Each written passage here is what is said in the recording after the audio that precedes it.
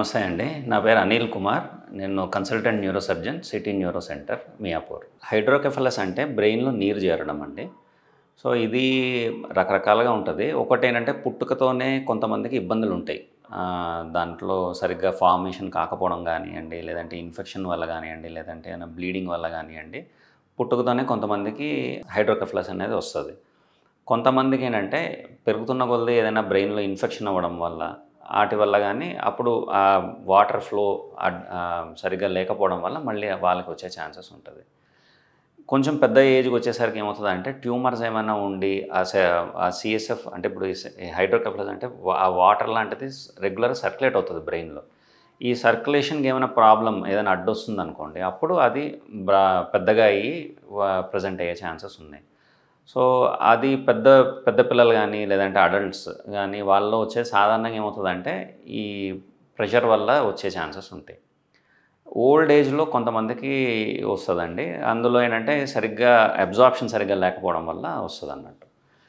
వీళ్ళల్లో ఏమవుతదంటే సాధారణంగా చిన్న పిల్లలైతే మరీ పుట్టుక పిల్లలైతే హెడ్ పెద్దగా సైజ్ అవ్వడం గానియండి, లేదు అంటే అది బోన్స్ పూర్తిగా క్లోజ్ కాకపోవడము, సరిగ్గా చూస్తున్నప్పుడు కళ్ళు కిందకి పెట్టడము, ఇట్లాగా ప్రెజెంట్ అవుతారు. అట్లా కాకుండా కొంచెం అడల్ట్స్ అనుకుంటే హెడేక్ రావడము, సరిగ్గా కనబడకపోవడము, వామిటింగ్స్ అవ్వడము, నడక సరిగ్గా లేకపోవడము, యూరిన్ ఎక్కడ పడితే అక్కడ వెళ్ళడము, ఇట్లాగా ప్రెజెంట్ అవుతారు. ఎప్పుడైతే ప్రెజెంట్ అవుతారో మన దగ్గరికి వచ్చినప్పుడు మనం సాధారణంగా ఎంఆర్ఐ స్కాన్ చేయిస్తాము. చేయించి దాంట్లో ప్రాబ్లమ్ ఎక్కడున్నదనేది చూస్తాం.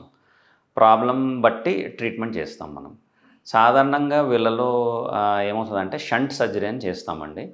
షంట్ సర్జరీ అంటే ఒక పైప్ బ్రెయిన్‌లో పెట్టి దాన్నే స్కిన్ లోపల నుంచి పొట్టలోకి పెడతాము. సో, ఎనీ ఫ్లూయిడ్ బ్రెయిన్‌లో ఎక్స్‌ట్రా ఫ్లూయిడ్ ఫార్మ్ అయిందంతా ఆ పైప్ ద్వారా కిందకొచ్చేస్తది.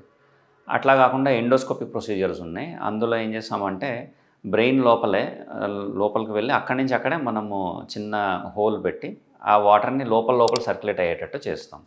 దీనికి కొంతమంది ఎండోస్కోపిక్ ఫిట్ అవుతారు. కొంతమందికి ఓన్లీ షంట్‌కే ఫిట్ అవుతారు. దాని కేస్ బట్టి మనం ప్లాన్ చేసుకోవాలి.